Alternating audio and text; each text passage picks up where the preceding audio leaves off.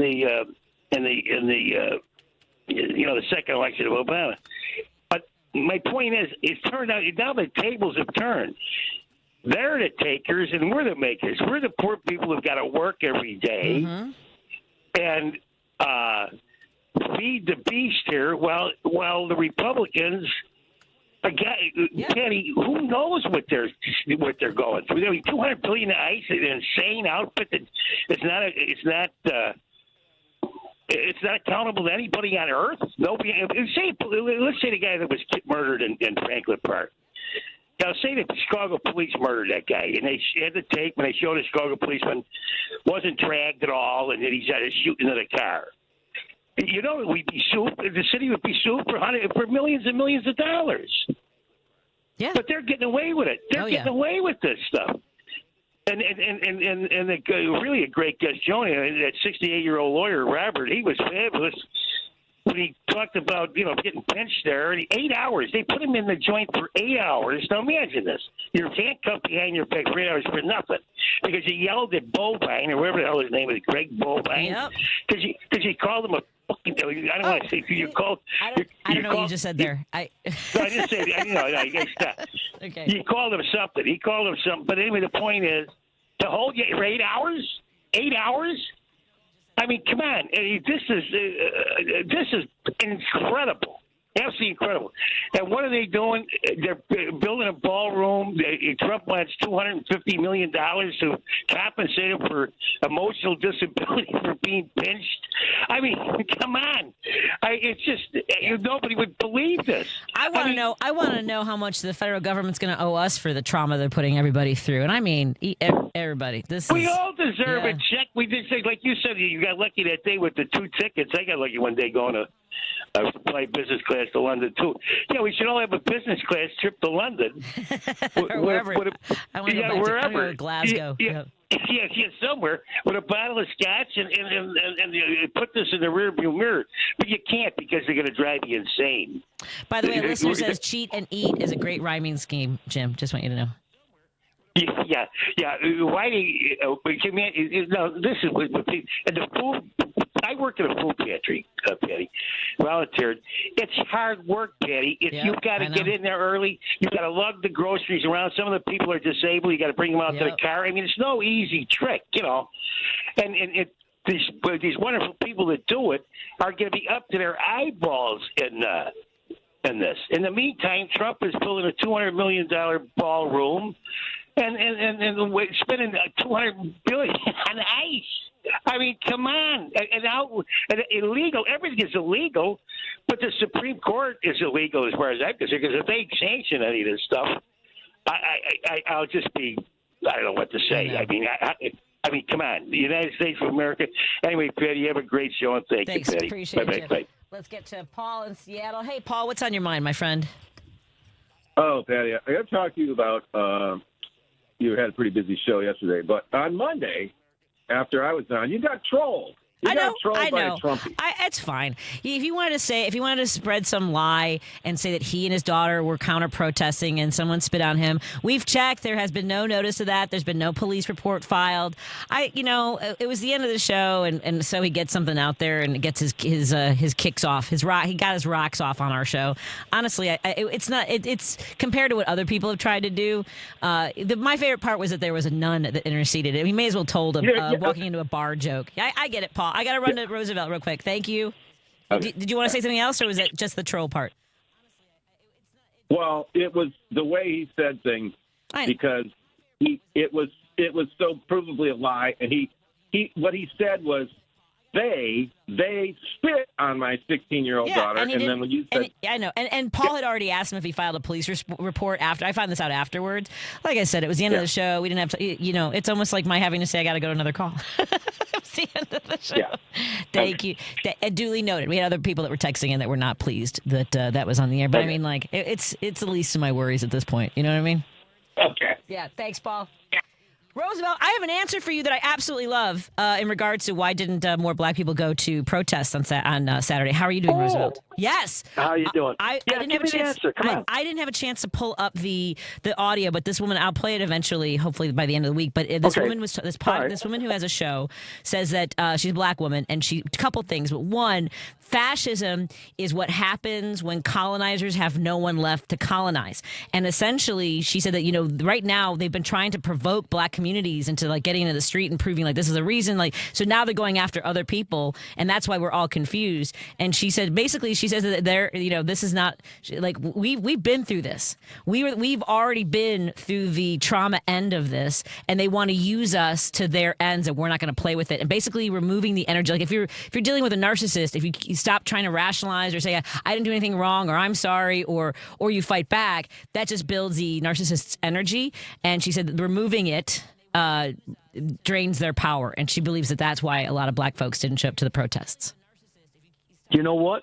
I'll always go with something that makes logic. And that makes a lot of logic. Yeah. And then I'm going to have the opposite of that. Something came to my mind. That's exactly what he wanted. Yeah. So let's look at it from the side of the crazy person in the White House. That's exactly what he wanted. Yeah. So you don't give him what he wants. Exactly. Makes perfect sense. Yeah, instead they made fun of it being all elderly people. Okay, so what now? So the boomers, the people who lived through the Vietnam War, now they're the ones you want to be mad at, the ones that fought for a lot of our rights, for civil rights, for abortion rights. They're the ones that are, yeah, okay. That was who showed up, the people who've already been through a lot of these fights and are willing to come back out and do it again and hopefully inspire some young folks. Again, it makes a lot of sense. And then again, that always proves a point that we have just a theory. They lived through it. So perfect sense. Yeah. Perfect sense. Because we'll never know. Even though we're Latino and everything, it doesn't amount to as much as what African Americans have gone through in this country and in other countries. Exactly. But let me get to the point. I am so mad and I'm so sad because I just saw a white lady that I see all the time. And she says she got a notice on her phone that she's going to be losing her benefits. Benefits. Yeah. And she had that worried look. And you know what's sad about it? Oh, man. She's a Jehovah's Witness, and she's always the Jesus thing. So she goes, I'm not worried about it because Jesus is coming. Right. And every time I would see her, she would defend Trump. So they got to the point where finally she says, I don't want to talk about politics. And today I came to her and I said, I don't want to talk about, because she said it again. I don't want to talk about politics. I want to talk about how people are suffering. And that's when she dropped it on me. I was going to say, how do you think that's not political, late? I'm sorry. I'm not yelling at her. Yeah. But wait a minute. But what she said, that's when she dropped that on me, that she was losing her benefits. Because I told her I saw a video of a pregnant Latino woman that was a citizen, and she had a boy in the back seat, and one of the ICE guys pointed a gun at her. I saw that. She's pregnant. Not just that. Yeah, that's what I just said. I'm sorry. Yeah, sorry. I was trying to. I'm late for the break. No, that's okay. I got distracted. Okay. All right. Thank you. Thank you so much. Thank you, and I appreciate it. Bye-bye. Yeah. And thank you to our sponsors, Source Solar. Go to source.solar. Thank you to Pride Coffee Roasters. Go to pridecoffeeroasters.com. And you can order a bean subscription. And for your other orders, you can get 10% off by typing in Drive Home 10. It's such good coffee. And we'll have Minocqua Brewing Company up in just a little bit. Thank you to them for their sponsorship. More after this. Dive deeper into the heart of the news and stories at WCPT 820 and across the Midwest by checking out our website, heartlandsignal.com. It's the coverage I can count on every time. For the latest news updates, in-depth analysis, compelling stories, comprehensive election coverage, live streams, and thought-provoking opinions, head to heartlandsignal.com. When I need to know, they're there. They keep me informed and updated wherever I am. Stay informed with WCPT 820, your go-to source for where facts matter. This is WCPT telling you how you can shop blue. Thomas Edison invented the first light bulb, but however, did you guys know that Lewis Howard Latimer, a black man, improved upon it? That's right. Latimer's light bulb was made to last longer than Edison's. Latimer later sold that light bulb to the U.S. Electric Company in 1881, making light bulbs more accessible and affordable to the community. Here are some light bulb companies that support the Democratic Party. Philips light bulbs. Philips supports the Democratic Party very highly. In 2024, Philips donated over $400,000 to Democratic candidates in 2024. GE, General Electric. GE roughly is about 50-50 split with candidates they donate to. In 2024, 54% of GE's donations went to the Democratic Party, including $159,000 to Vice President Kamala Harris's presidential campaign. Hey, you guys want to hear a joke? How many Republicans does it take to change a light bulb? None. Donald Trump just says it's fixed and they all sit in the dark and applaud. This has been WCPT telling you how you can shop blue. Alexa, play WCPT. WCPT from TuneIn. If you're listening to this station right now, you've definitely heard my voice before. Hi, I'm Hawk. And I'm Pete. And we're with Source Solar, your local source for solar. Source Solar is Chicagoland's premier solar installer, providing solutions for over 1,000 homeowners and business owners across Illinois and Iowa. With over a decade of industry experience and deep roots here in Chicago, we have the expertise to help your transition to clean, renewable, resilient energy. We can guarantee that we save you money day one without any out-of-pocket cost to you. This means you have an instant ROI, instant payback, and can save money to add to your bottom line day one. At Source Solar, we source everything as local as possible, meaning we always carry the Made in USA sticker. Find us online at www.source.solar. Stop in our office at 5710 North Northwest Highway or give us a call at 773-985-3992. And don't forget to ask for Hawk or Pete. You're listening to Driving It Home with Patti Vasquez. Thank you so much for joining us. We want to welcome back to the show our friend Cheryl Flinn of the Symphony of Oak Park River Forest. Thank you for joining us again, Cheryl, and thank you for your patience. It's a lot going on in the news, but we want to know about great ways to enjoy neighbors and wonderful music. What do we have going on at the Symphony? Yeah, we're really excited to start our new season with an all Beethoven program on Sunday. It's at 4 o'clock at Concordia University's Chapel in River Forest. And we're going to have 2 really blockbuster pieces. The first one is his Triple Concerto, which is written for violin, piano, and cello solo, along with the orchestra, and then Beethoven Symphony No. 3, which is called Eroica. So it should be a really, really great program. Oh, that's fantastic. And why is it called Heroic Beethoven? Well, it's based on the name Eroica Symphony, and a lot of people just kind of think of that music as heroic. Beethoven originally was going to dedicate it to Napoleon Bonaparte, but he scratched it out when, I guess it was like the No Kings of their day, but Beethoven admired Napoleon up until he became more of a dictator type of person.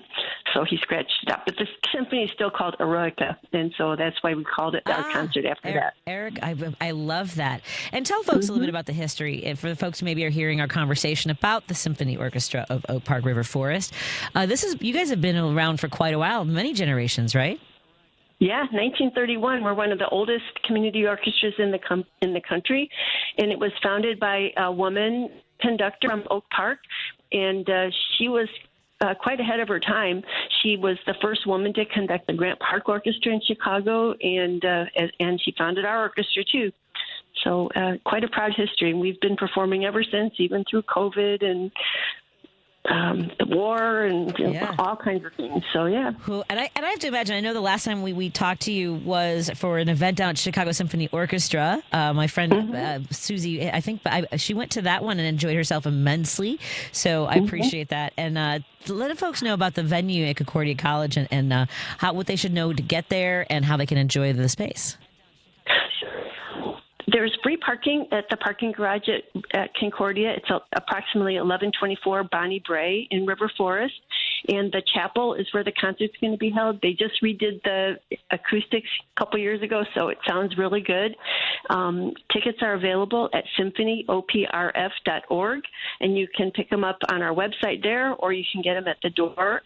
And one thing that's kind of unusual about our orchestra is that students through college can attend our River Forest concerts free of charge. So we hope to introduce the next generation to wonderful symphonic music. Oh, that's lovely. I appreciate that.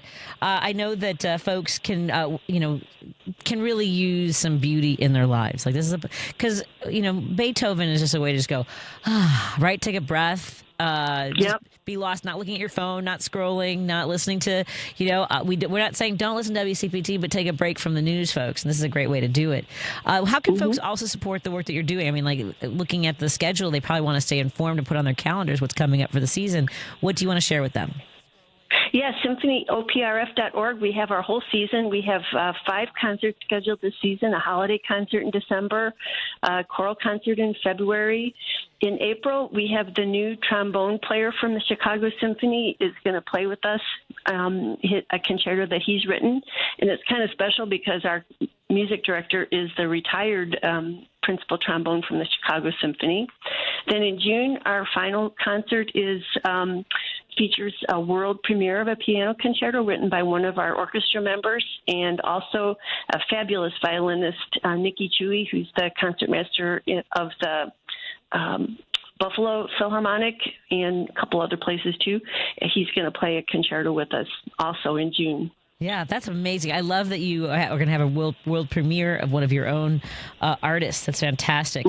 And I really, I know sometimes you do sort of before or after sort of events. Is there a little bit of a gathering before or after this one on Saturday? I mean, this weekend? There is. We have beforehand a pre-concert conversation so you can learn a little bit about the music you're going to hear. That starts at 3 o'clock, and it's by one of the soloists actually from the concerto, our pianist, David Leahy, who's also the board president of the orchestra.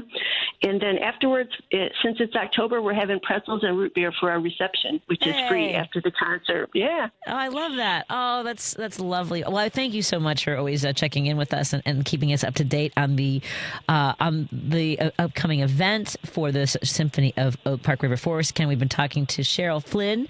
You can go to symphonyoprf.org. That's OPRF, which stands for Oak Park River Forest, of course. And is there anything I'm forgetting? I don't want to leave anything on the table, my friend. I don't think so. It's called A Season of Stars, and we hope everybody shines in our community orchestra. Excellent. I love that you've called that the Season of Stars, as we need some beauty in our lives. Thank you to everyone and the Symphony of Oak Park River Forest, my friend. We'll talk to you again soon. Thanks for having us. Absolutely. Thank you. And in a moment, we'll talk to our other friends from Barn Raiser. We're going to talk to Joel Bleifuss and Justin Perkins. This is an independent news analysis and information to support diverse, civically engaged, and dynamically connected rural and small town communities, which we all need to be discussing more because we have to connect with our neighbors, like our friends Afton Bain in Tennessee, Kaylee Peterson in Idaho. Man, there was a huge raid of a horse farm. I don't know if you saw that, Lady B. It was massive, and people were crying. I mean, like, kids were trying to get away. It was just horrifying. At any rate, and our friend, of course, Jess Piper out of Missouri. We've got to stay connected to our small towns, rural communities, and throughout Illinois, obviously. More after this on WCPT 820 and KKNW 1150. You're listening to WCPT 820. Here's the latest Chicago weather update. I'm meteorologist Ray Miller from the Weatherology Weather Center. Mainly cloudy skies tonight. Temperatures in the upper 30s. Cooler in the western suburbs, and we could have some frost in that area. Thursday, sunshine with a high temperature of 53 degrees, and northwest winds becoming breezy at 10 to 20 miles an hour. Friday, sunshine with a high temperature of 54. Saturday, sunny with a high of 57 degrees. Sunday, lots of sun with a high temperature of 59. That's the latest Chicago weather update. Right now, it's 46. This is Chicago's Progressive Talk, 820 AM, WCPT Willow Springs, and online at WCPT820.com, where facts matter. This is First Take at Daybreak with Al Kendall. Sundays, 7 a.m., where sharp minds meet real conversations. From city programs making a difference to guests shaping Chicagoland's future, Al's got the mic and the message. You'll hear from folks like Board President Tony Preckwinkle, city and county officials, and maybe even your alderman. He has a rotating cast of insiders who actually know what's going on. If you want the headlines and the backstory, start your morning here. First Take at Daybreak. Sundays, 7 a.m., unplugged and unfiltered. Capgemini America Incorporated needs director full-time, multiple openings in Chicago, Illinois, and various unanticipated locations throughout the U.S. to handle account and operations management for multiple accounts and clients. Schedule, monitor, and oversee the analysis, design, development, testing, and implementation of customized business system software applications for multiple projects. Travel and relocation required as needed based on Capgemini business needs. Telecommuting may be permitted as needed. Equal opportunity employer. Yearly salary is $196,123 to $245,380. For full job description, including salary and benefits, and to apply, please visit https://www.capgemini.com/careers/job-capgemini/job-search and search requisition ID 332309. That's 332309. Chicago's Progressive Talk, WCPT 820, where facts matter. Union Strong Chicago continues to lead the way with progressive values and in preserving democracy. Your support of the Minocqua Brewing Company Super PAC efforts in Wisconsin and beyond strengthens the fight against MAGA Republicans. You can now purchase progressive beers like Labor Lager, Love Wins Fruited Sour, and the Resistance IPA in Chicago at Rogers Park Provisions, Diversey Beer, Wine, and Spirits in Lakeview, Park West Liquor, Wine, and Beer in Lincoln Park, Logan Square Liquors, and Tip Top Food and Liquors in Westtown. Visit MinocquaBrewingCompany.com for all their Chicagoland locations. As always, no matter how bad our sports teams are, please drink responsibly. Welcome back to Driving It Home with Patti Vasquez.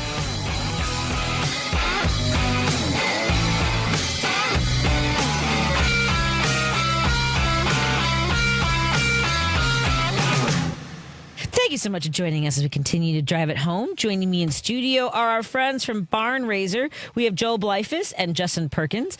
Joel is the editor and publisher of Barn Raiser, and Justin Perkins is deputy editor and publisher. I think I got this wrong last time, so Joel, I got it wrong again, didn't I? Justin. Yeah, hi, Justin. Hi, Joel. Their headphones don't work. How do I do that? Is it? Oh, it's that one? Ooh. Why is it making noise? Ooh. Is it the studio? That's the...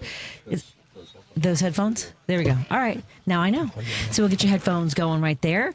So, hey, Justin, how are you doing? Are you staying hydrated, my friend? I am. It's great to be back in studio. So. We're working on all the headphones. It's finally autumn, I guess. It is. It's gotten chilly out there. Yeah, I love sweaters. I love sweater and boots weather. But I feel like it happened too fast.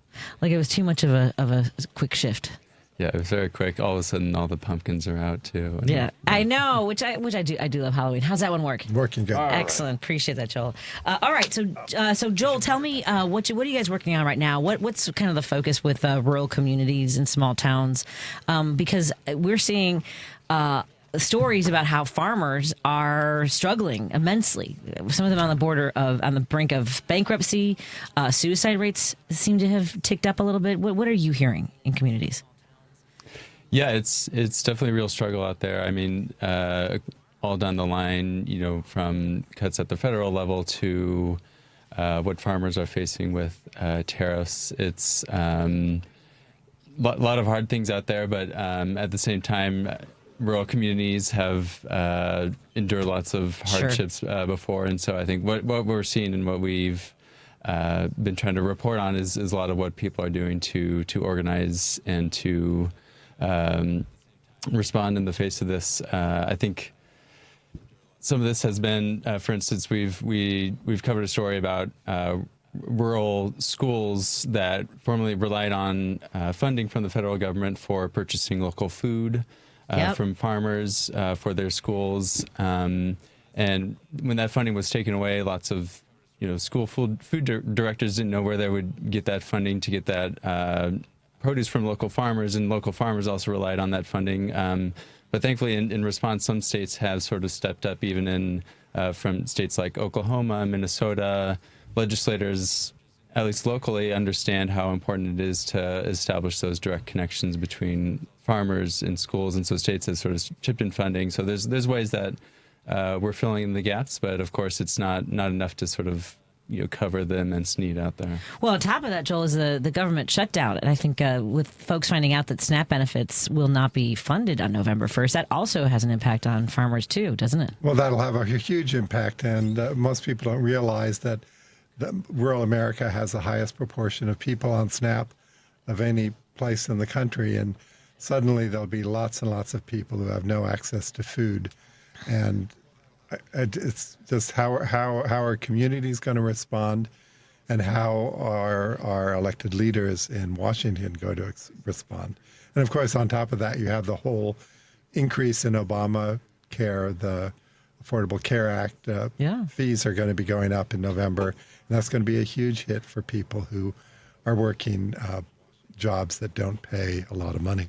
Are you guys hearing, Justin, at all about how folks are they getting those notices? Do we know if they're, because that was part of the narrative, was notices are going to go out when you do your open enrollment, how much your premiums are going to go up. Are we hearing anything about that?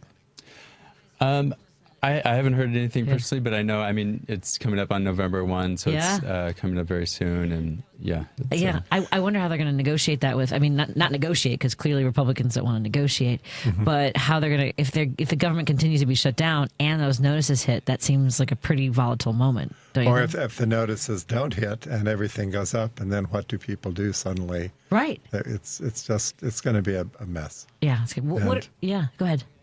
No, and the question is how are people going to respond? And I think we had a good sort of view of that this past Saturday on No King's Day, that people took to the streets in record numbers. It was great to see folks in communities across the country. Yeah. When you see some folks in South Carolina to Montana, it's a good moment, isn't it? Yeah. It's encouraging to see. Yeah. It was very encouraging. What are some of the stories that you're working on, my friend?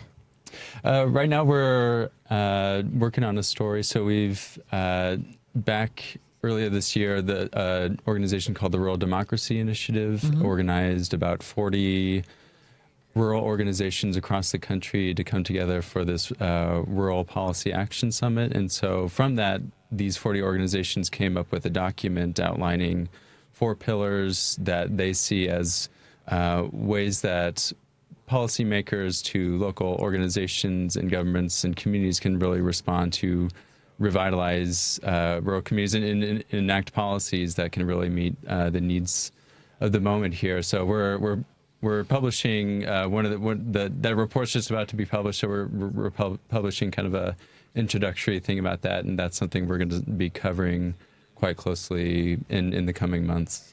And that's what's needed is to really, what we've been told over and over again is the reason that, Republicans have been able to turn so many states red is that they know how to talk to, the farmers, the working class. I argue it's also a element of volume. Not just how loud, but also how many conservative stations there are, radio stations, it's like 1,500 conservative stations, 700 religious stations. If that's the only message you hear all day long from your minister to your talk show host, and then you're watching Fox, it's a pretty heavy lift, isn't it? And now watching CBS, because that's changed hands, and you wonder, I think that's a very disturbing development, is this sort of concentration of what were used to be sort of neutral networks into moving to the political right. And it's a very calculated strategy, I think. Oh, yeah. It definitely seems to be the case. Our immigration issues, because when we talked to some folks out of Iowa, some young journalists who were covering the Iowa, my whole brain just completely imploded. The caucus, Iowa, they were covering the Iowa caucus. What everyone talked about was immigrants and the cost of food. Right, they wanted immigrants out. We saw that at the RNC, mass deportations.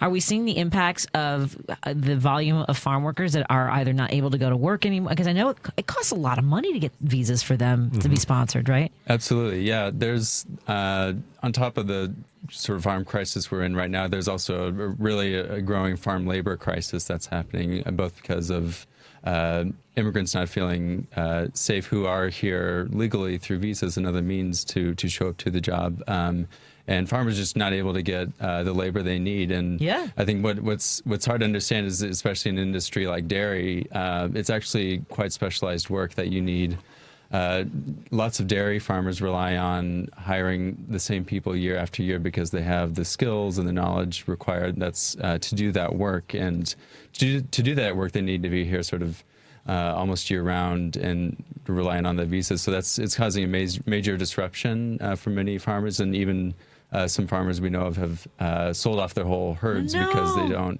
they aren't able to find the labor to milk the cows, and if you can't milk the cows, that's dangerous to the cows as well. So we make jokes about leopards eating faces and farting around and finding out. But are we seeing any? I mean, because it seems as though this has such the Republican sort of narrative has such a deep hold on. I think it was 76% of farmers voted for Trump. Mm-hmm. Are we seeing any of the? I didn't think he was going to do this. I didn't think I was going to be the one to suffer. Are you seeing any of that? Yeah, I think especially you're looking at the row crop farmers, soybeans and corn, who've had their whole markets just upturned in the past 6 months. And even though they're now getting special subsidies because Trump doesn't want to offend them too much, they realize they've lost these markets for good. The soybean market has gone to Brazil. And is it going to come back? That's somewhat doubtful. And so what happens in the future, I think that those sort of the effects of what's happening is coming home to roost, and we'll see that in 2026. Is there anything going on with the DNC saying that because of his policies, that because of this is why? I mean, like, I would have mailers in their mail. I would be sending something out or doing digital or doing billboards and saying, you're hurting because he's a terrible president. Mm-hmm.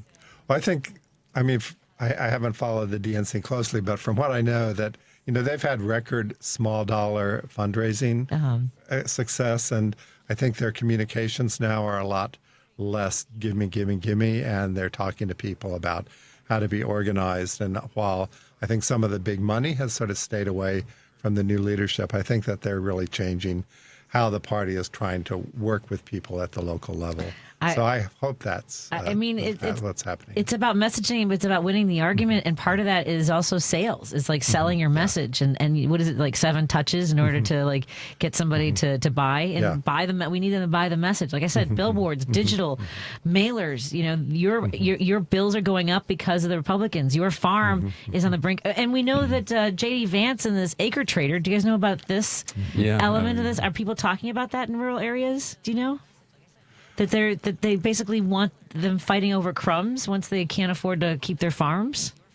Yeah, I mean it's definitely. I mean one of the major things that so many people talk to us about when we talk to them is just they really want their elected leaders to stand up for antitrust enforcement, and I think what's going on with the whole J.D. Vance thing there is just part of the ramifications of what they're doing, whether that's purposeful or not, is just further concentrating the industry in the hands of a powerful few, and basically opening up huge swaths of acres to even more buyouts by billionaires and corporations who see just this farmland as investment. So I think, one of the things we hear all the time from the folks we talk to is just the importance of antitrust enforcement and really cracking down on monopolies and the concentration of industry almost across all sectors that has caused so many abuses and destruction of our democracy in many ways. We are talking to our friends from Barn Raiser. Well, you can go to barnraisingmedia.com to read all their great work. We'll talk more about some of the articles that they have up on their website right now, and you can check them out while we're having the conversation. Again, that's barnraisingmedia.com. I know we had our friend Dan from Indiana on hold. Dan, if you want to call back, I apologize if we cleared the lines and dropped you, but if you want to join this conversation, I know you wanted to talk about how much money Trump is wasting. You can give us a call if you want to join this conversation. 773-763-9278 to talk about rural and small town stories. We're in studio with editor and publisher Joe Bleifuss and Justin Perkins, deputy editor and publisher, and we're grateful for your time in studio. More in a moment on WCPT 820 and KKNW 1150. A better life with Dr. Sanjay Gupta. Broken heart syndrome is a very real medical condition that can be brought on by extreme emotional or physical events like the death of a loved one. The clinical term is Takotsubo cardiomyopathy, or TC, and it occurs when the heart muscle is flooded with stress hormones, essentially causing it to freeze in place. As the heart struggles to properly pump blood, symptoms resemble those of a heart attack. Now, while TC is far more commonly diagnosed in women, a new study out of the University of Arizona found men are more than twice as likely to die from the condition when they do have it. That could be because of hormones, misdiagnosis, or the fact that men generally tend to seek care later than women when something is wrong. The bottom line, listen to your body. Severe chest pain or shortness of breath should always be treated as a medical emergency. I'm Dr. Sanjay Gupta, helping you live a better life. I love a day on the water with friends, but my moderate to severe plaque psoriasis sometimes holds me back. Now I'm all in with clearer skin thanks to Skyrizi. Risankizumab Riza, a prescription-only 150 milligram injection for adults who are candidates for systemic or phototherapy. Teaching music is my passion, but my active psoriatic arthritis can limit me at times. Now I'm treating my joint symptoms with Skyrizi. With Skyrizi, most people with plaque psoriasis saw 90% clearer skin at 4 months. Or if you are an adult with active psoriatic arthritis, Skyrizi helps you move with less joint pain, stiffness, swelling, and fatigue. Don't use if allergic to Skyrizi. Serious allergic reactions, increased infections, or lower ability to fight them may occur. Before treatment, get checked for infections and tuberculosis. Tell your doctor about any flu-like symptoms or vaccines. There's nothing like clearer skin. There's nothing like better movement, and that means everything. Ask your doctor about Skyrizi. Visit Skyrizi.com or call 1-866-SKY-RIZI to learn more. Because facts matter. You are listening to WCPT 820. You're listening to Driving It Home with Patti Vasquez.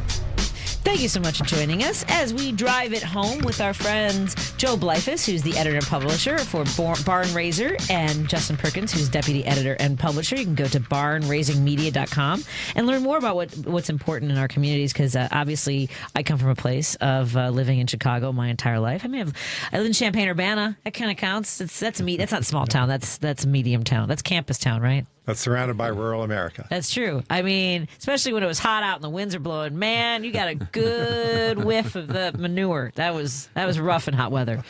I don't know if people get used to that, maybe, but at any rate, we've been talking about the impacts that Trump's policies have had on our rural communities, in particular when it comes to people who have lived for generations on farms, whether it's in dairy or soybean and corn and other produce. You have a story about rural mental health care, which already is a stigma for a lot of people who consider, like, I don't need that. That's for weak people kind of a thing. But tell us a little bit about this story, if you want to, Justin, about access to health care in rural areas, mental health care. Yeah, so this story focuses on Colorado specifically, but a lot of it applies to rural America all across the country. So over the past few years, especially recently, EMS services in rural Colorado have been responding to a lot of mental health emergencies, behavioral health emergencies, which has strained a lot of emergency response systems, especially in rural areas where a lot of the labor depends upon like a volunteer labor source. And so, and then part of the issue is that emergency responders can respond in the moment, but they're not able to respond to the long-term care that's needed. So there's this new idea, sort of movement taking hold called community integrated health systems, that the idea is being able to allow and license like social workers, emergency service workers, people who are trained in responding to the long-term care for behavioral and mental health care, to be able to have them sort of integrate into the community through home care services and other means, and essentially sort of provide this extra layer of behavioral health care that is both good, better, improves the mental health of rural communities, but also puts less of a strain on emergency response systems. That's great. I mean, it sounds like a smart idea. A lot of these pilot programs, too, that integrate social workers with maybe, first responders and calls for domestic violence that don't need necessarily to result in someone escalating the situation, right? And the other thing, you also are highlighting several stories on religion, which, I think that, have you read Strangers in Their Own Land? There's a journalist that went down. I think she was in Louisiana. Arlie Hochschild. Yeah. And so she was talking about how, it is deeply entrenched, their politics and their religion. Like our friend Jess Piper said when she ran for office, and we hear this all the time, but they would ask her, "Are you a Democrat?" And she was like, "Yeah." And they're like, "Well, I'm a Christian. I can't vote for Democrats." Right? This is something that I don't even know how we make any inroads there when it's such a strong hold. And I think we should be able to, because Democrats have faith. We just did a story on Eaglebrook, which is Pete Hegseth's home church. He grew up in it. It's the largest church in the country. It has 40 outposts. It's all electronic. They get you go to these places. Some of them are in barns, or one is at least in a barn, and everybody goes and gets the same message from the same pastor. But it's very much sort of integrated into the Christian right, and it's got bands and music and coffee shops, but there's no sort of community developed over it. It's from what our reporter said, you just go in and you get your message and you go out. And so it's this... and by message I'm curious about what these messages might be, considering the kinds of things he espouses, when it comes to women and, race and the idea. Even just his tattoos alone are a little bit unnerving. Frightening, yeah. I think what Pete Hegseth is sort of believing and espousing nowadays is certainly one thing. I think what we sort of looked at with this church in Eaglebrook, it's an interesting mix of sort of self-help type speeches related to the Bible, all the way to espousing that Christianity is the only true religion and all other sort of religions are false. So there's this sort of Christian supremacy narrative, in a sense, interwoven in there, which it is. I think it's important too in the context of the way that rural churches used to be sort of a cornerstone of your community, and right.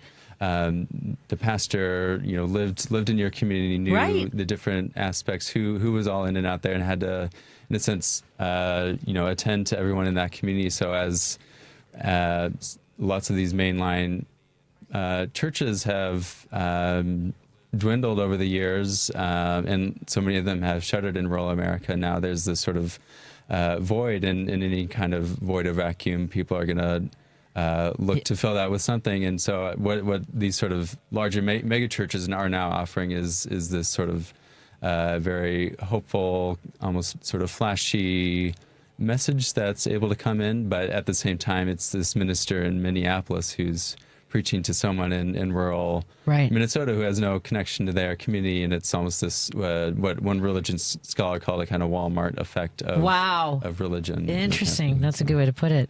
I do love this story too about what we can learn from Indigenous leaders and organizers in climate sort of this battle to preserve our land. Do you want to tell us a little bit about that story?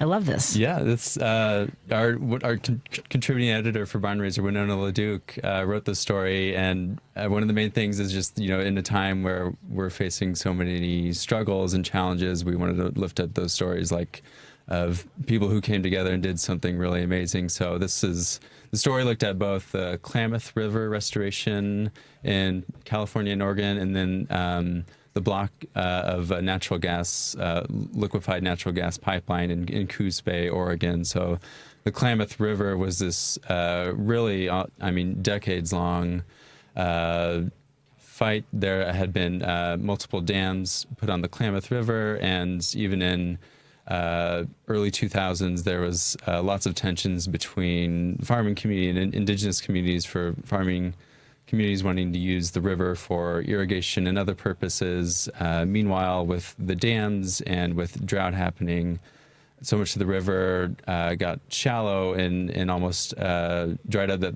salmon were dying in the river. These really amazing amount of species of salmon were dying and becoming endangered. And so there's this whole almost ecosystem collapse that there's this huge amount of organizing by indigenous and other activists in the area, and eventually 4 dams were brought down on the Klamath River, and it was one of the biggest river restoration projects of its kind. And this year, in fact, was the first time that salmon were seen swimming all the way up the Klamath River for the first time. So it's really quite an amazing. First time in over 100 years. Yeah. Wow. And I think we need those kinds of stories to be reminded of what can be accomplished. And again, in the shadow of what big corporations are trying to do to our, not just our, our livelihoods, but obviously our ecological systems. For sure, yeah. And this one especially, the owner of some of these hydroelectric dams was owned by Berkshire Hathaway and Warren Buffett. So it's amazing that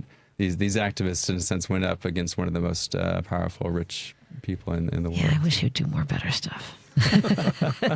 We mentioned a moment ago before we come to the end of our segment. You also have an article about Democrats getting more candidates in more races in rural areas. This is, a lot of these seats were just left unopposed for decades, right?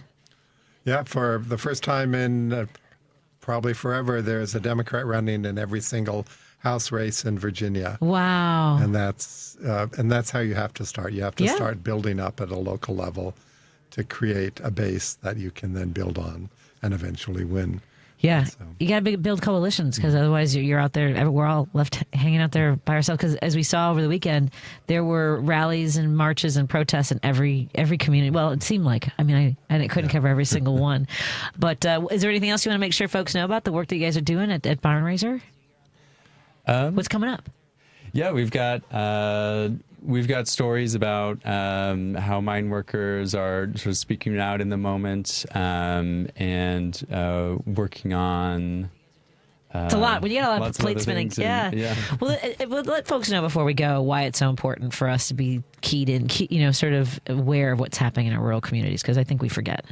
Yeah, I think it's just so important that to know that you can to know what you can do in your specific area. I think it can be so overwhelming if you're watching the news, hearing about what's going on, to not know, to be paralyzed how to act. And I think that's certainly probably one of the intended effects. So I think what we hope to aim to do is sort of inspire people to sort of look specifically locally at their community and just see what they can do and how they can take action, however small that is. Excellent. Yeah, you may be in a sort of red county and be a blue minority, but you can still have a lot of impact and change. And that's the only way things will change, is that people come together. Well, thank you for all the work that you guys do. Everyone, go to barnraisingmedia.com. Sign up for the newsletter. Stay up to date on everything that's happening. We'll talk to you guys. We look forward to having you back in the studio. No, it's been great to be here. Thank you so much. Take care. We're going to have our friends from Madison, Wisconsin up in a moment. They're also out of Minocqua Brewing Company up north podcast after this. Hey, Progressives, this is Richard Chew, host of Chew's Views here on WCPT AM 820, 6 to 8 a.m. Monday through Friday. We have some real challenges in front of us as a country. Since the beginning of this show, I have always felt compelled to bring you the best that I've got. Now, there's always a why to doing whatever we do. So, as we go forward and face these challenges, know this: you listeners are my why. Because I want to make sure I do everything I can to provide a safe, open, forward-moving space that allows you to call, email, text, or just listen to a guy that wants to help you bring out your own championship qualities to truly make this place better for us all. Lofty goal, idealistic, maybe so. But that's my why, and I look forward to bringing you the best that I've got. This is Richard Chew. Stay tuned. Eggland's Best, the only eggs with more fresh and delicious taste, plus superior nutrition. Eggland's Best, better taste, better nutrition, better eggs. AP News, I'm Ben Thomas. ICE's use of full body restraints during deportations is raising concerns about inhumane treatment. Ed Donahue has the story. The suits are called the wrap, also the burrito or the bag. Juan Antonio Pineda, who was in the country legally, says he was put into a bag in late September and driven by immigration officers to the Mexico border. They took me with that bag they tied my feet and hands to when they broke my finger from here.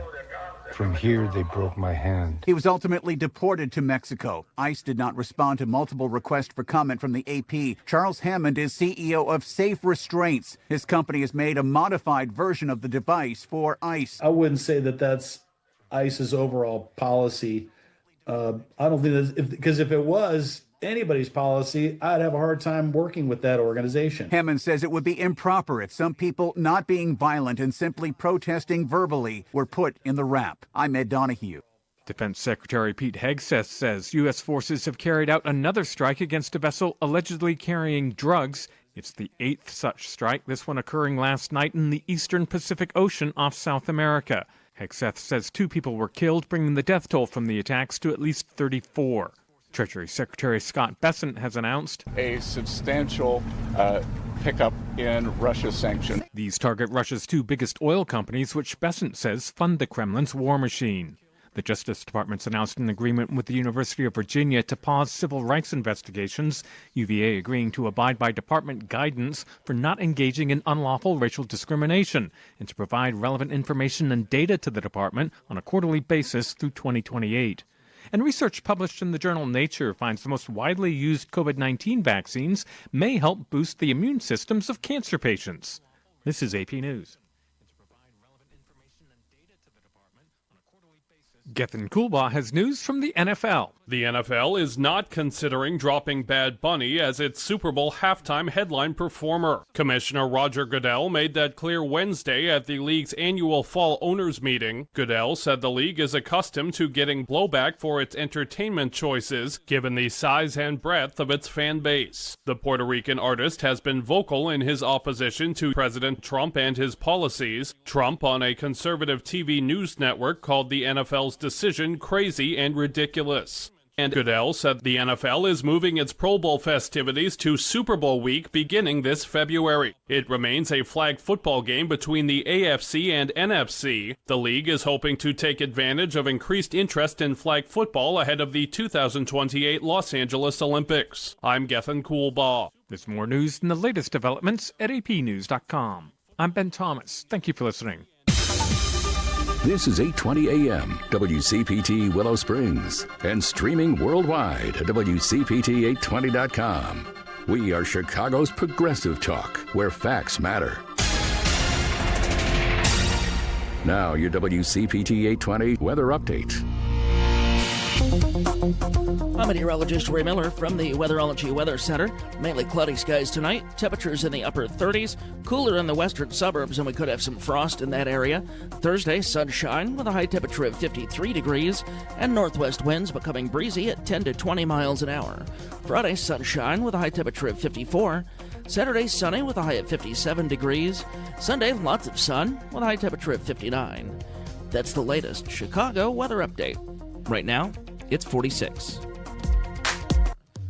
Teachers are dynamic leaders, shaping a new generation. They bring a variety of perspectives from diverse backgrounds, innovating how they teach to prepare students for our fast-changing world. Achieving this takes skill and expertise. They're tireless explorers, creatively discovering a universe of solutions, telling stories, experimenting, inspiring, mentoring, connecting cultures, and connecting with each other. Leading by example. Experience the unique joy of helping students thrive. Teaching is a journey that shapes lives. Are you ready to begin? Explore teaching at teach.org. A campaign. Hey Google, play WCPT. Streaming Chicago's progressive talk from TuneIn. Driving it home with Patti Vasquez, Patti Vasquez. From global conflicts to greenhouse gases, the folks refusing to wear masks says, and politicians getting caught grabbing ass says. She's driving. We are are driving at home, and we're about to start the Up North podcast with our good friends in Minocqua. And we're going to start here in just a moment. It's a great show. I hope you guys will stay tuned as we talk to a few folks, including Scott Sakima of Chicago. I hope I'm saying his name right. Now, we'll have Kirk Bangstad down here in a moment. And they started their intro. Oh, they started a little bit late. Oh, sure. Of course, I'll bridge the gap. Hi, everybody. So thrilled to be joining you on this autumnal Wednesday afternoon. And I want to say hello to our friends listening on KKNW 1150 in Seattle and KTNF AM 950 Minneapolis, St. Paul. And here we go. We've got the Up North podcast ready to go. And we've got the unmute and get our friends rolled in. Hey, everybody. Good to see you. Take it away, Kirk Bangstad, our fearless leader. Thanks for letting us share your time on WCPT in Chicago. It's Patti Vasquez, who's one of our regular writers on the Minocqua Brewing Company Times on Substack. This is the Up North podcast. We've got a lot of our other guests here tonight. We have Ben Cominos from Outside the Box, WHBY in Appleton. And we have with us Senator Chris Larson from Milwaukee, State Senator, who's been helping us understand what the hell's going on in Wisconsin politics. And we have behind the scenes, we have our producer, Amy, who has found our first guest today, who is Scott Sakiyama. And Scott is a lawyer who lives in Oak Park, Chicago, and serves on the rapid response team for their resistance efforts and what's going on in Chicago. And I wanted to briefly, we found something that you had posted on Facebook, and it was going viral because masked ICE agents detained you at gunpoint. And as you were alerting the community about an ICE presence near the Lincoln Elementary School, where your second grade daughter attends, apparently you were removed from your vehicle, handcuffed, and taken to an ICE facility in Broadview. You were accused of impeding an operation, claiming they cut, you cut them off, which sounds like it's fishy. They did a lot of stuff to you that day, and you talked about it on Facebook, and that's how we learned about you. And so we wanted to bring you on because our podcast is all about resistance. Obviously, it's more is happening in Chicago, but one of the key elements of resistance, as I'm sure you know, Scott, is that we monitor, document, and disseminate government abuse so that everybody in America, and in our case, mostly Wisconsin, Illinois, and Minnesota, understands what's happening at the heartbeat of the resistance, which is now Chicago. So, Scott, tell us in your words what happened. Sure. Thanks for having me. I really appreciate it, Kirk. So I ended up taking a rapid response call Monday morning, and that took me sort of north and west of Oak Park. And so I finished that. So I was done with the rapid response activity, but had some friends that were out at the Broadview ICE facility just documenting the cars coming in and out so that could be passed on to rapid response teams. And so I just went to check on them, see how they were doing. And then while I was there, an ICE vehicle happened to pull out and head north towards the Interstate 290, which is the way back to Oak Park. So I followed it, and it exited at Oak Park and turned into Oak Park. And then at that point, I was pretty sure that they were aware of me. It looked like one of the agents was like facing backwards and filming out the back window. And so they came to a stop sign, and then two of them jumped out and started walking towards me. So I backed up. They got back in their car. And that was at that point, it was obvious they were aware of me. So I started blowing my whistle and honking the horn. Some folks came out. We passed one elementary school, Irving Elementary School. We kept going for several blocks, which was when we got to Lincoln. At that point, another car pulled in behind me. I think it was just a random car, but so I was blocked in. They jumped out, told me to open the doors. They had their guns out. They said they were gonna break the windows. They got me out of the car, put me in the back of the van, and took me to Broadview. I think I was there for maybe an hour or so until they cited me and brought me back to my car. What can you tell us about Broadview? Because first of all, how horrifying for you, and thank you for being a part of keeping our neighbors safe, and also for wearing your Bears gear. Go bear down.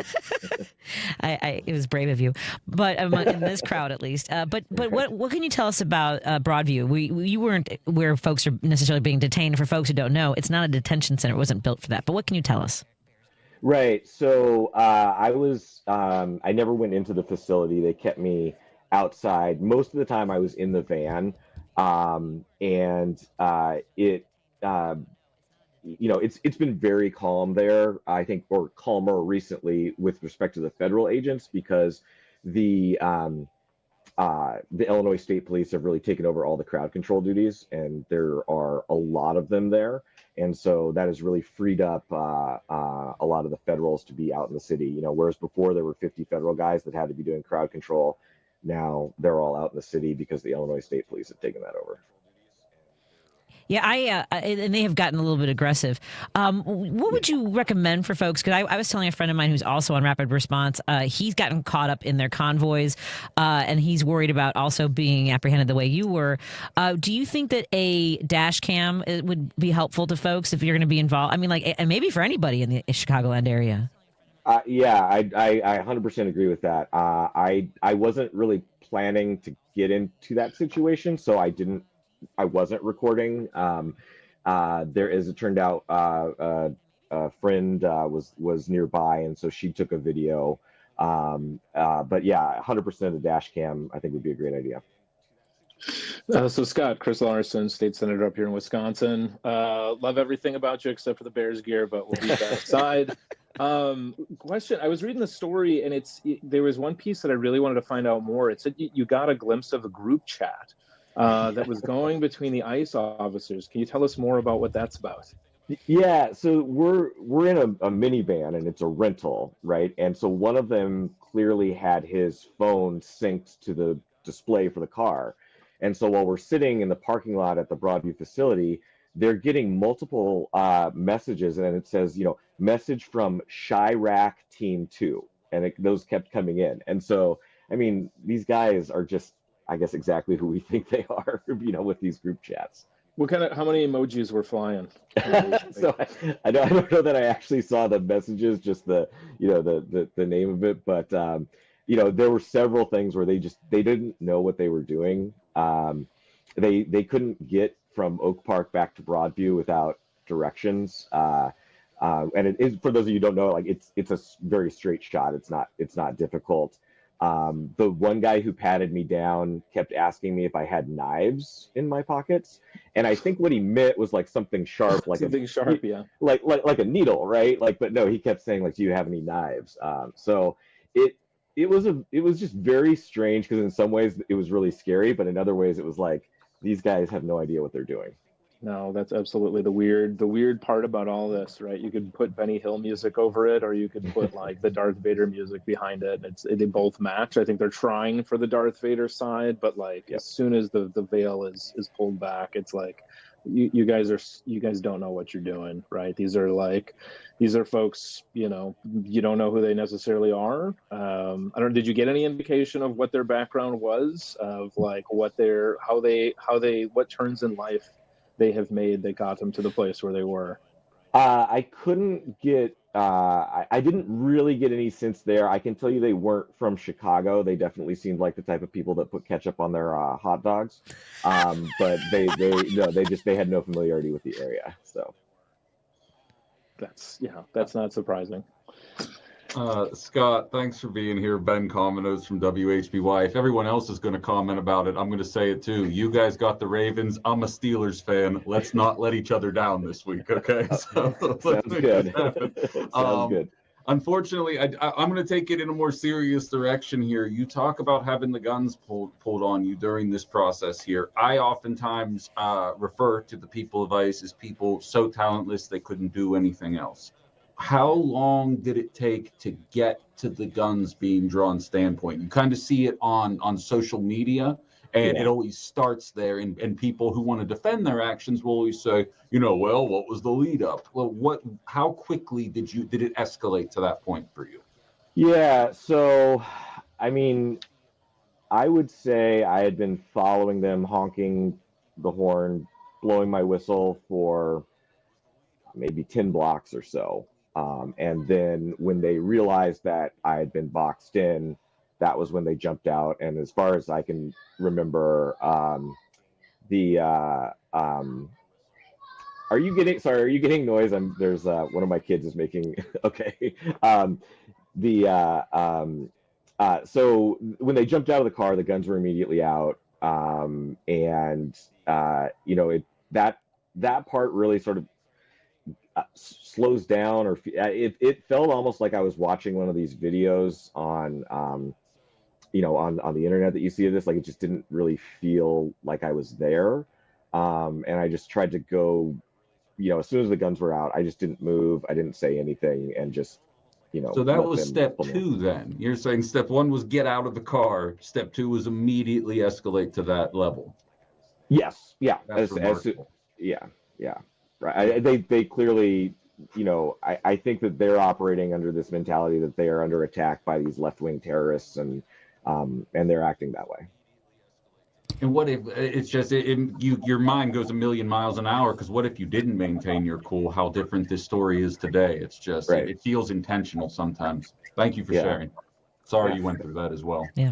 Thank you. So Scott, I wanted to talk about the whistles of the Whistle Brigade, and obviously that's how your guys are letting people know that ICE is out and about. Is that the extent of how we potentially can protect ourselves in Milwaukee or Madison when this comes to us? Or what else are you doing, or how else can neighbors protect each other? Yeah, absolutely. So I think the rapid response teams, I think, are very important, because you can start to get a sense of what sort of the patterns, but also just verifying activity, because there's a lot of rumors, right? People get scared. And so it can be important to try to actually track down and document what's actually happened. You definitely want to work through an existing group to get some training in Illinois. That's really the Illinois Coalition for Immigrant and Refugee Rights. They're doing a lot of trainings right now, ICER.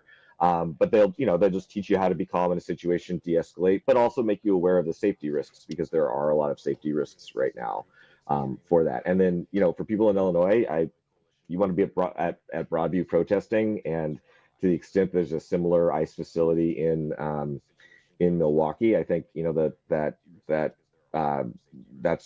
Wisconsin, that it's important to show up there and have your voice heard. Absolutely. Is there? I just keep thinking about this. What is the atmosphere like around the rest of Chicago?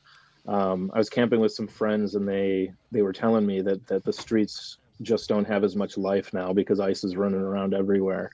I think so. Just the day after this happened. So, right, like the school went into a secure, which is a level of lockdown, right? And, the next day, rather than having the kids on the playground before school started, they brought everybody in as soon as they could, right? They're just trying to take these safety measures, and it's everywhere you go, you're worried about these, is that van ICE, is it not? So I think people really have their head on a swivel. Yeah. I want to thank you so much, Scott, for what you're doing, and I'm so sorry this happened to you, and clearly an abuse of federal power. And I hope to talk to you again. If you wouldn't mind, I'm going to connect with our producers here on the show. So thank you so much, Scott. And we're going to take a break here, and when we come back, we're going to talk about the media and the marches right back after this on WCPT 820, broadcasting the Up North podcast from Minocqua Brewing Company on KKNW 1150 and KTNF AM 950 as well.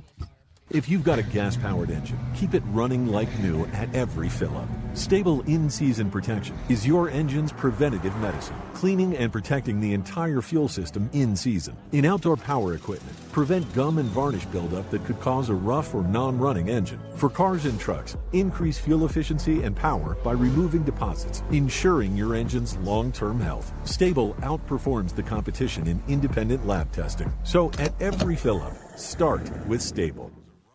Are you looking for more in this world? Are you ready for something bigger? Then we are looking for you. The big-hearted, the bold, the messy and the gutsy. The teachers, the growers, the builders. The skilled, the sharers. the change makers. We need you. We are the Peace Corps. In more than 60 countries, we go all in and all out. We are volunteers, partners, communities, working together, living together, bringing our experience, passion, and joy to building a better world together.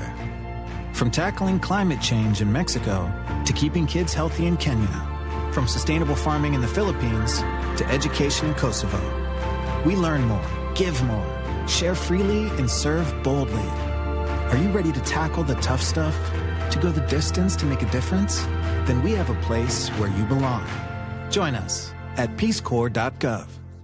We got out of Washington State, and I think a week after, state went on lockdown for COVID. So then when we transitioned to Texas, it was very much so like, what are we going to do now? Operation Homefront has allowed our family to make something of ourselves again in the world after the military. It's completely changed the way our life is. It took us from a hopeless situation, and now we're homeowners. We have a savings account. I'm the first one to own a home out of my siblings. Visit OperationHomefront.org to learn more. WCPT 820, Chicago's Progressive Talk, where facts matter. We are coming back with the Up North podcast. I want to thank our sponsors, Pride Coffee Roasters. Go to pridecoffeeroasters.com. And, of course, Source Solar. Go to source.solar. And we are coming back with our Up North podcast. We are back to the Up North podcast with Patti Vasquez at WCPT. Ben Cominos, WHBY in Appleton, Senator Chris Larson in Milwaukee. This next segment, I wanted to talk about something I noticed on Sunday after the awesome No Kings Festival. We're going to talk a little bit about the fun stuff of No Kings in a couple minutes. But one thing, the two articles I read on Sunday, I read one in the New York Times, which the digital version of the New York Times talked about No Kings at about the 30th article. You know, you had to keep on sliding my phone. And there was, at that point, you know, they had another 30 articles before they even talked about No Kings. And another thing I read, either Sunday or Monday, was The Atlantic, which is, you know, the New York Times is supposed to be the paper of record of America. The Washington Post is already basically folded. He bent the knee to Trump. So the New York Times didn't seem to cover it too much. And then the Atlantic, which is seemingly, you know, one of the most intellectual, you know, political magazines that we have in America, said that they had an article that says resistance is cringe, but also it has some good positive effects. So resistance is cringe seems a lot like Fox News saying 3 days after it happened, you know, they're like, it's going to be a bunch of Antifa alluding to minorities, like, you know, fighting in the streets. And then they said, no, it's a bunch of old white people, you know, and that's cringe. And so to me, the New York Times didn't report on it. The Atlantic like fell into the Fox trap, which reinforced my opinion that our mainstream media is not meeting the moment you know, during this time. And that's why we're doing these podcasts. That's why Patty's writing and Chris is writing and Ben is writing. And, you know, we're all trying to fill the holes on our Substack and wherever else on your radio programs and you know, Chris in the Capitol. What are your thoughts? Am I the only one that had that sense that the mainstream media was failing us after No Kings, Ben? Well, I have a slightly different take. And for the record, The Guardian also asked the question, why are the media ignoring the protests? So I don't think your assertion there is unfounded in how you interpreted that. My interpretation of it, not sitting in the rooms, this ticks off my listeners, but I've been calling them the failing New York Times since my show started. I think they do a terrible job of reporting. And yeah, I am stealing Trump's verbiage, but I don't like the way they do their job. And go figure, the Jeff Bezos funded Washington Post is bad. Never would have guessed. But the reason I am that I think that it was called cringe, or that some people were a little more nervous to jump into it, correct me if I'm wrong, I think it is an overcorrection. You want to know who I think that the liberal side of the media is trying to placate is the left, who thinks it wasn't going far enough. I disagree with that sentiment. I think the No Kings protests were absolutely perfect, but I always feel like they're trying to overcorrect for what they believe led to the loss in 2024. I think the No Kings protest, if it would have got violent, you would have saw it covered. It's the fact that everything went off without a hitch. It's the fact that it was friendly, positive people with a positive message that all went home and went to bed afterward, or maybe went to a bar. And that, if it bleeds, it leads. That isn't going to get it done for people. And I think here in Chicago, we had massive turnouts. I was at a suburban one, Arlington Heights, Palatine, Elk Grove Village. There's a lot of communities that came together. And for me, what I saw were a lot of people who, one, needed the energy of knowing they weren't alone. We can, scroll all day and listen to the radio, and we know that people are angry and things like that. But to be together, and there were a lot of people in inflatable costumes or with obviously the great signs. I mean, I think what I hope obviously is that people take from that what they need to do next, and which we talked about in our pieces. But there were a lot. We had booths, we had sign-up lists for different ways to participate. We also had a mutual aid organization there to collect food and clothing for people in the community. I think there was a lot of that going on. And I remember when Trump and his first administration was doing the Muslim ban, my son Griffin was in high school. I think he was like 13, so just still in middle school. And like for him, knowing that other people were as hurt and outraged as he was has had a lasting impact, and so I think that that's going to be a piece of that. I saw so many people bring their kids, their courage, there to help each other, to stand together, and I think it was the cringe thing that's from people who don't get what it means to want to stand together and for something. That's all I think. Senator? Yeah, absolutely. I went down to the one in Milwaukee, and it was joyous. It was like a big group hug, right? It was like a lot of folks that you recognize. And what I thought was I think the most thrilling for me was running into people I'd spoke to at the college Dems on campus, encouraging them to get out a couple weeks before and them coming. But the cool part was of them bringing their parents with them. And some of them I think were there to chaperone because this was their first protest. I think every single one of them, because when I asked them at the meeting, have you ever been to one? And you really need to understand, right, that you need to bring people out to participate, because there is this idea that that's something that other people do. But to Kirk's point, right, I don't think the media is going to be the ones to report on the demise of democracy, right? This is happening. They are they're in the boiling water along with the frogs. We saw a lot of frogs at these protests, which are great. But I don't think they're really understanding where we're at. They're still on the semantics and the little pieces of it, but not putting this together, right? It's almost the equivalent, right? How much New York Times ink was spilled on the heist in France versus how much they're spilling on the heist that's happening where the White House is being broken down and Donald Trump is planning on giving himself a $230 million check, right? That's on us to tell people that you are saying if you're paying attention to this, and they were out, the crowds are growing, so we got to keep doing it. That's exactly what I was going to say. It's like the headlines are always just, he just ripped off the east wall of the White House. But it's not like this is, if I were a reporter, you got to throw this stuff out of the wind at this point. You have to say, this is tearing our country apart. You can't be objective at this point. Maybe that's why I'm not a journalist, but it's so horrendous that I feel like they're not leaning into the stories. And I say the Milwaukee Journal, New York Times, Washington Post, everybody I'm reading that's not coming to me through Substack, like Jim Acosta and Heather Cox Richardson. Patty? Yeah, I think you're right. And I think it goes back to what we've talked about as well, which is, oh, sorry, you can't hear me.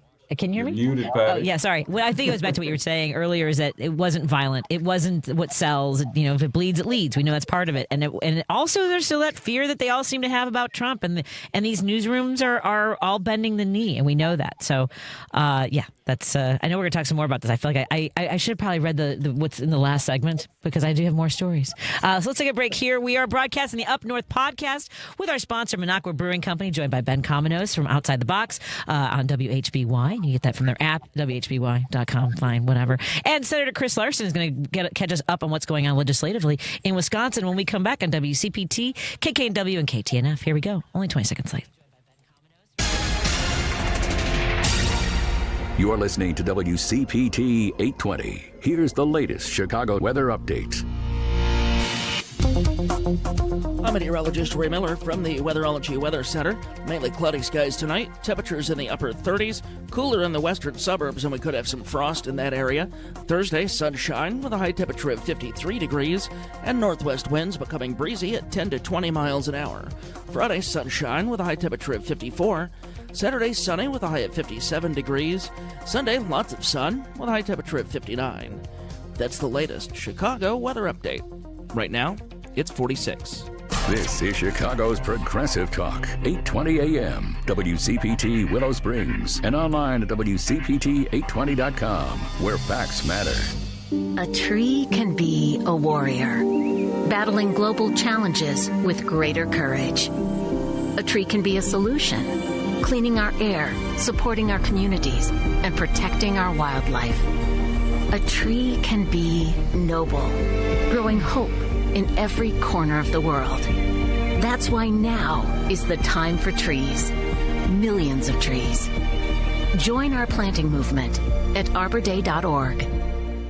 The impact of a meal goes well beyond feeding our bodies, because feeling full can sound like this. How did the interview go? I did it! I got the job! I can't believe it! And like this. Mom, I got first place at the science fair with my volcano project. That's amazing, sweetie. Congratulations. Because when people are fed, futures are nourished, and everyone deserves to live a full life. Join the movement to end hunger at feedingamerica.org/act now. Brought to you by Feeding America and the Ad Council.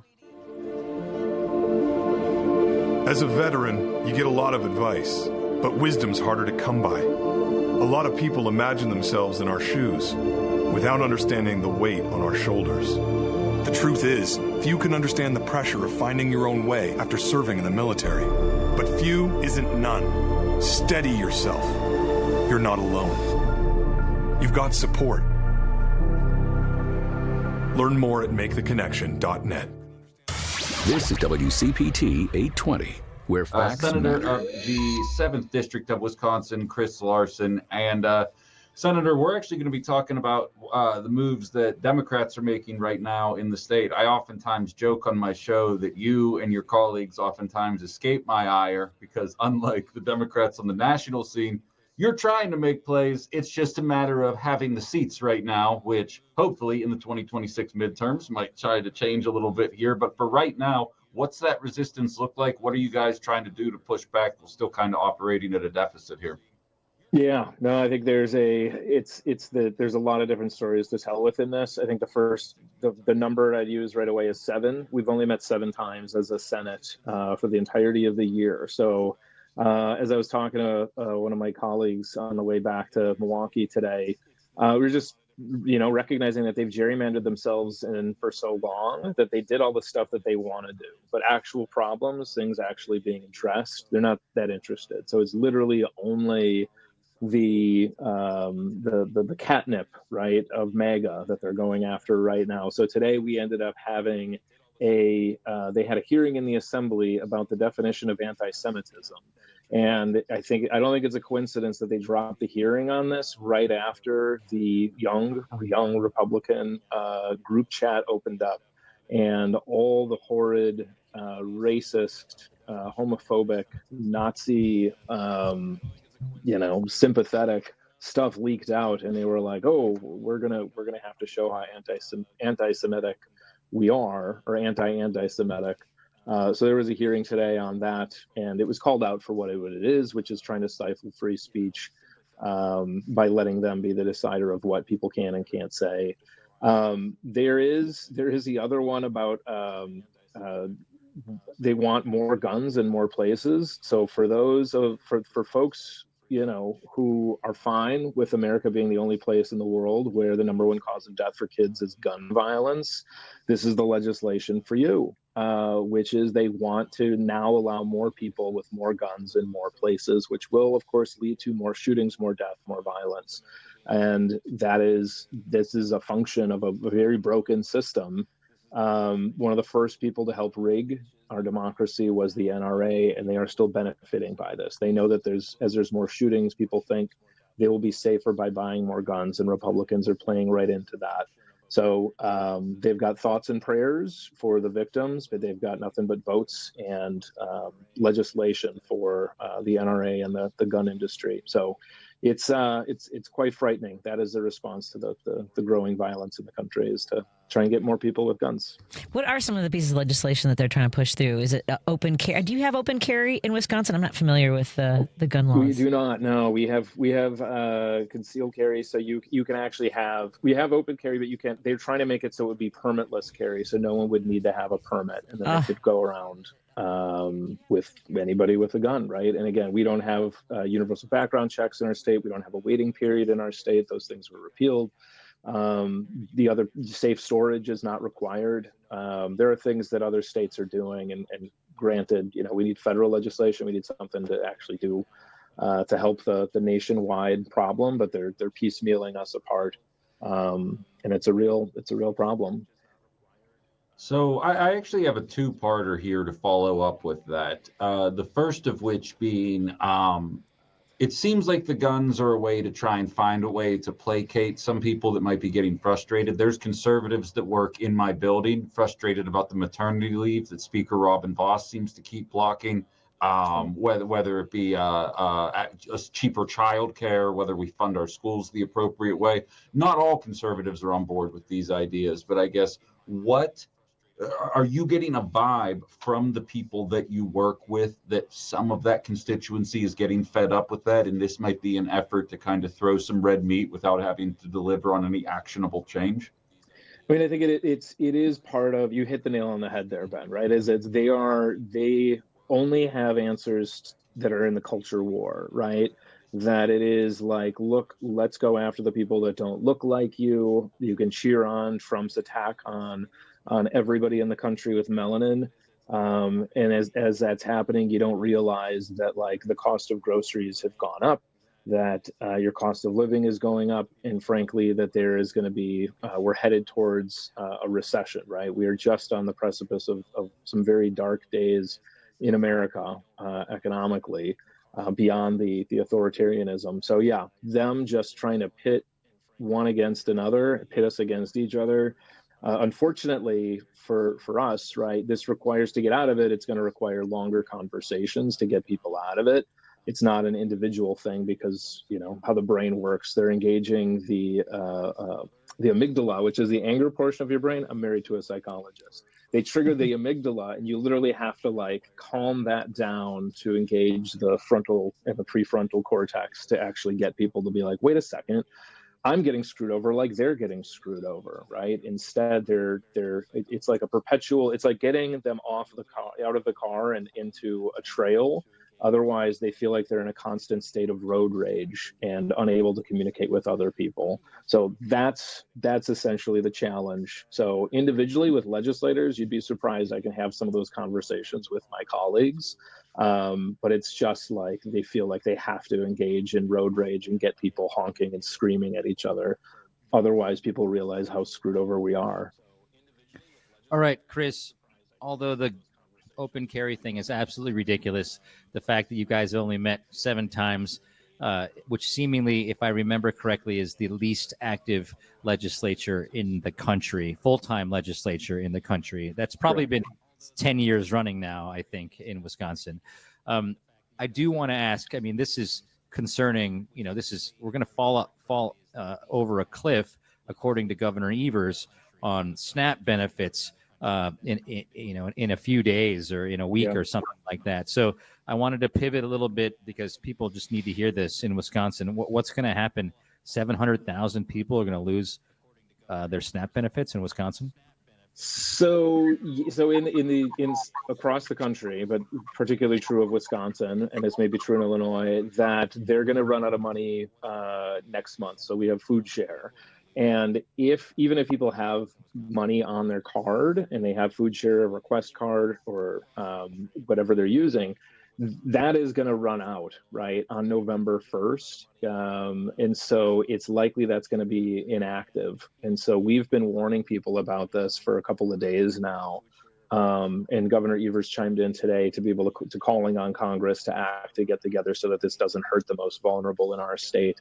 But this will be absolutely devastating. So we've been getting calls in the office, posted this on social media. It was shared over 100 times because this is really going to affect people. I had somebody who messaged me directly who said, thanks for the message. I went to the grocery store to stock up because otherwise if November 1st hits and that's the day you're going grocery shopping and you expect to have this and you don't have it, it'll just be devastating for those folks.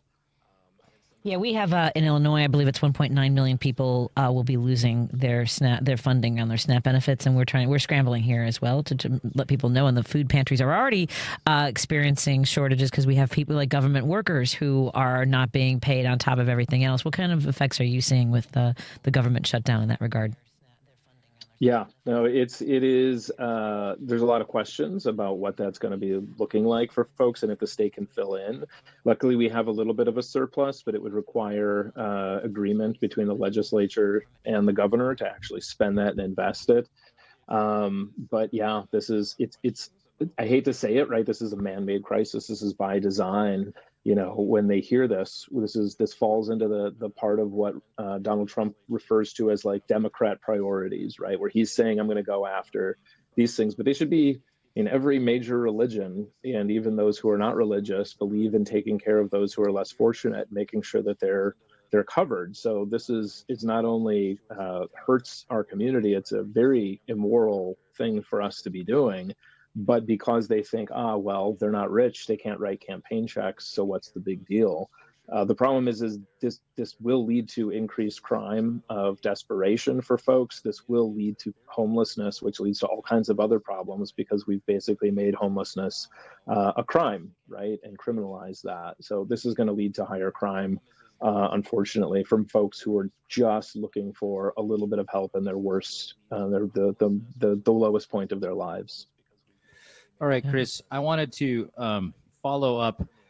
We keep what I hate when I hear the media talk about this is, they're taking polls on whose fault is this, the Democrats, Republicans. I don't care. What's happening is that our country's being torn apart, and the Democrats, for the first time, Schumer and Jeffries, for the first time, have said, we're going to try to stop you from tearing our country apart. Now, in my opinion, the health benefits is what they're saying they're stopping because our health premiums are going to go sky high. But to me, we're just stopping the damage because if the federal government is funded, then they're going to be funded to hurt us more. How do you think this ends? Are you pleased with the Democrats at the federal level holding the line?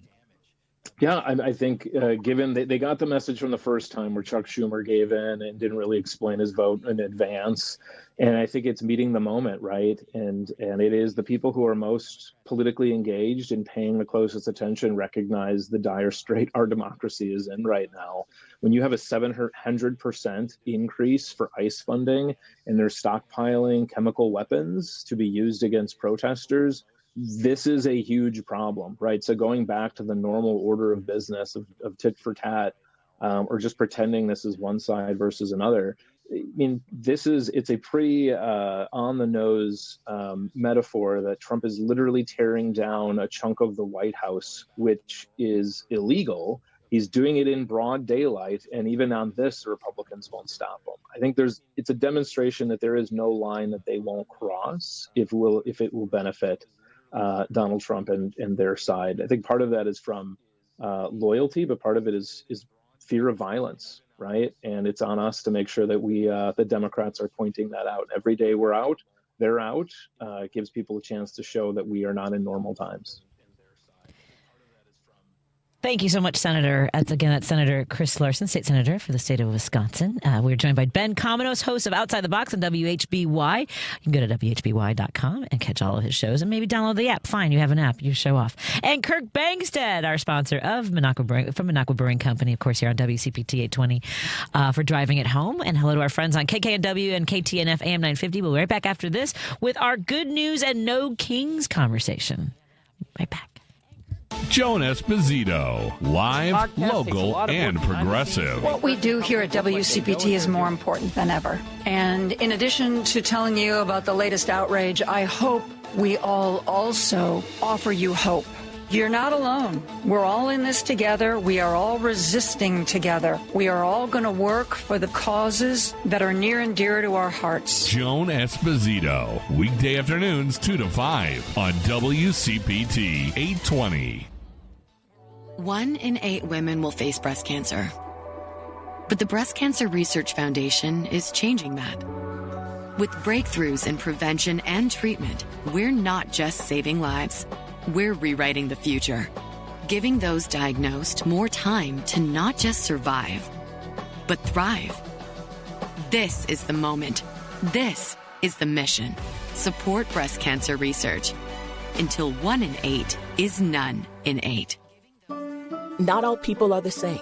And yet, when we visit the doctor, our treatments don't look that different. Why is that? Because we just don't have enough information to do it better. By gathering health data from 1 million people, our country's best researchers will be able to develop treatments that are as unique and complex as we are. With this new information, doctors will have a better understanding of disease so they can innovate the next great breakthroughs in medicine.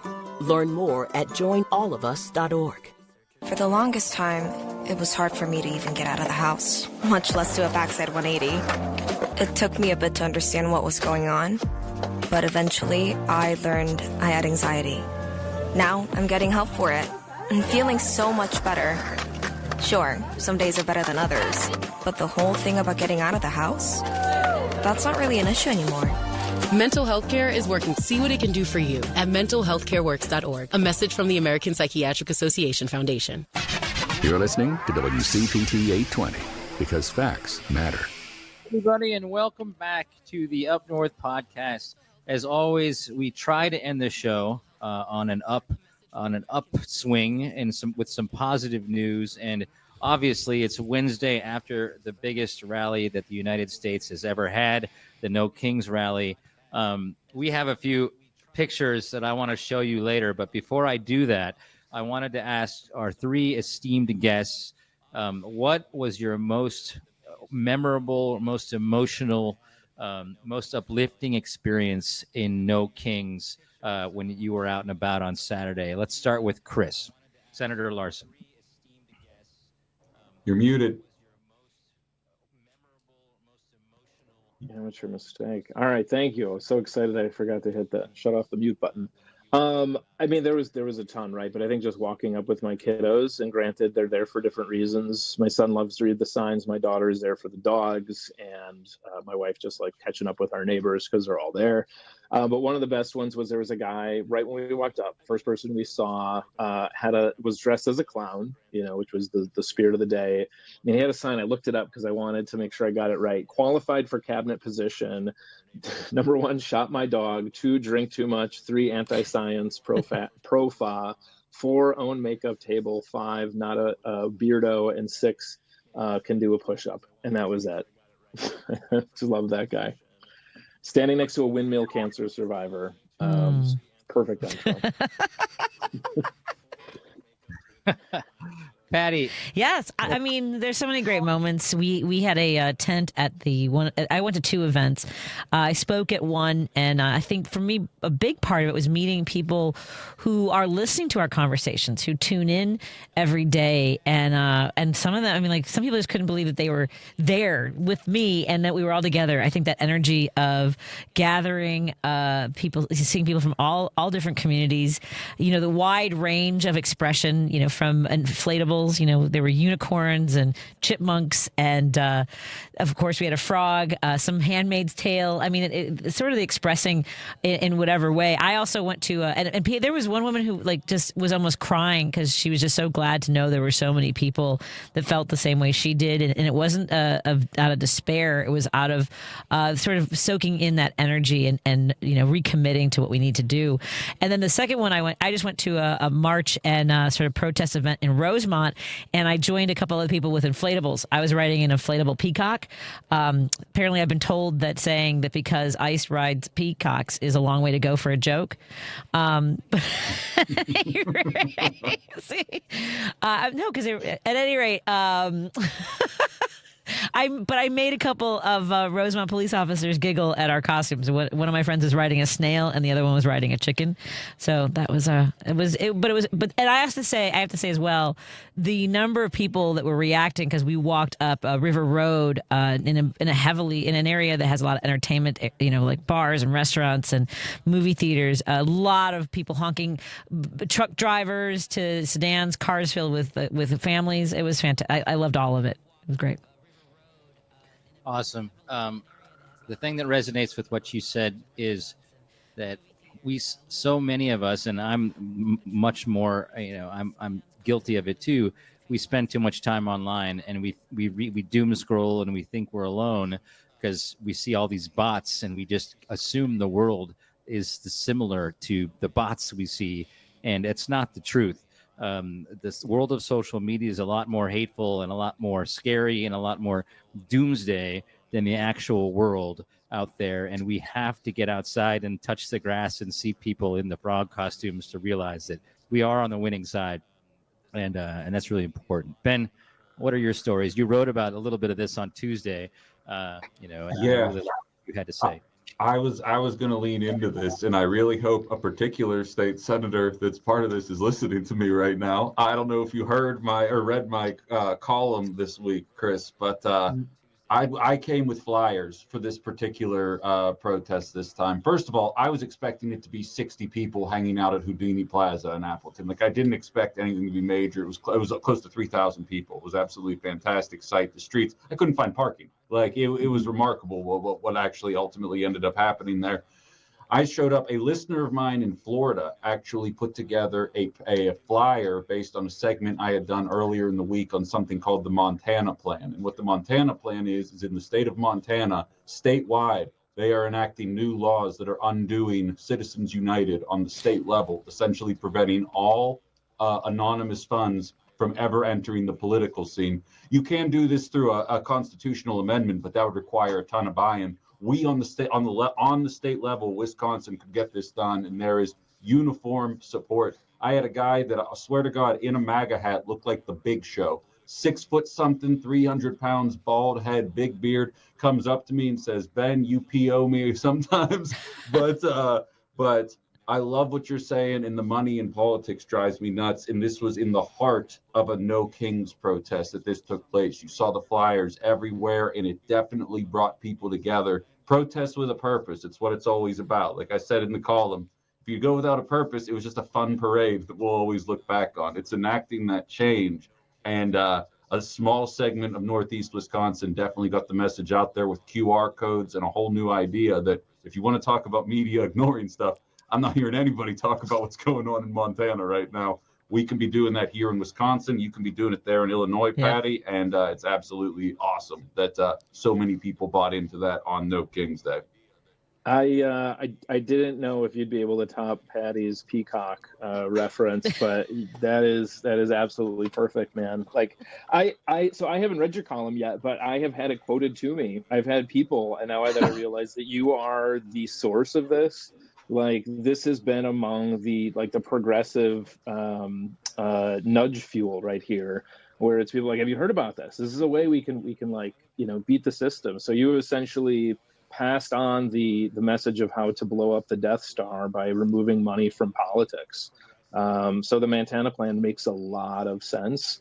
And I think that's, we are absolutely looking at that, because money in politics, that is what has corrupted all of this, right, from the way down. If you look at the how they wrote Citizens United back in 2010, they wrote it would be funny if it was not so dire, but they said, like, money does not corrupt. That is not a problem, right? Yeah. As the justices wrote, and that's not something that we should be concerned about.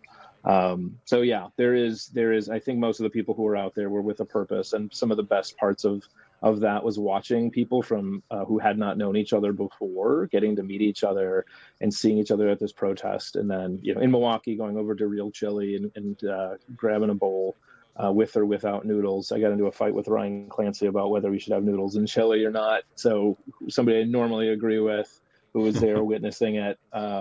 It's a Milwaukee thing, for those of you that don't know. Right. But that's it, right? Like making friends and being able to share information to get us out of what is otherwise a pretty dire situation. All right. And so this is our little gift to you, is we're going to have a little montage. I went on our Facebook page and I asked people to show us your pictures of you wearing our merch, because obviously we make money selling the No Kings t-shirts.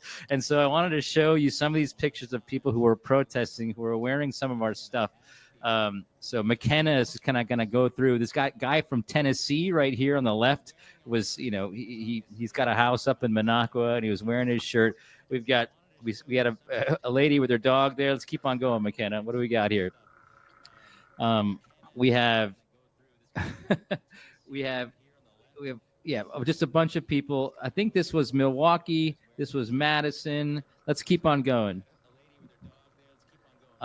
Resisting. What's that face? Yeah, I can't say it online. I think we're in Chicago here. We have the. I'll say it. Resisting bitch face. Okay. Good job, Patty. I wasn't sure if I'd be able to do that. We have so many people in Guy Fawkes masks. So we have, there we go. And we have a lady with her No King shirt and the Guy Fawkes mask. We have a great frog, and the frogs that's the thing. Frogs and whistles these days. As a marketing guy, that's what we're working on. You're going to see some stuff soon. Let's keep going. Okay, so this is 8647, and it's the T-shirt is somebody squirted a bunch of ketchup on the wall, like Donald Trump squirts ketchup on a wall. And so this guy bought 86 means get rid of, and 47 is the president. So this is one of our shirts here. This guy was wearing this in Massachusetts. He was protesting. We got a 1-star Minocqua Brewing Company T-shirt here because we get 1-star reviews all the time. So somebody was dressed up in one of our shirts and then a little goofy costume. It's hilarious. Keep on going, McKenna. We have Unhinged Woman, which is our number one shirt of all time, because everyone calls women who speak out, or not everyone, but the trolls call the women that speak out or are too loud, they call them unhinged. And so it just resonates with all the activist women out there, and they take it ironically, of course. We got somebody with a broken tire, never got to the rally, but is still wearing their shirts. No. Lady in Appleton, you might have seen her, Ben. She this woman on the right was from Appleton. Let's keep going. A couple more people. King way. Yeah, that way you can't. Well done. No. Say it faster. What happens? No. I don't want to get her bounced from. Sorry, Patty. And lastly, this was go back, McKenna. This was a group of people from the Villages in Florida. The one woman ordered shirts for her whole family. And the Villages used to be just Trump heaven. It's where everybody goes to retire, and the food is like so cheap because everybody's on living on Social Security, and they're turning the tide in the Villages. Keep on going, McKenna. Oh, and I think we probably got to end the show, right? One more description. This is thank you for just bearing with me and seeing these pictures, and thank you, Patty, thank you, Ben, thank you, Senator Chris Larson, and until next week, thanks for joining us at the Up North podcast. Take care. Thank you. Thank you, guys. And thank you to our sponsors, Minocqua Brewing Company, Source Solar, and Pride Coffee Roasters. See you next time. Bye, Lady B. Love you. As farmers and ranchers, stewardship of the land comes naturally. Your work keeps our water clean, improves the soil, and enhances wildlife habitat. It also provides countless benefits, not just for you and your family, but for millions of Americans.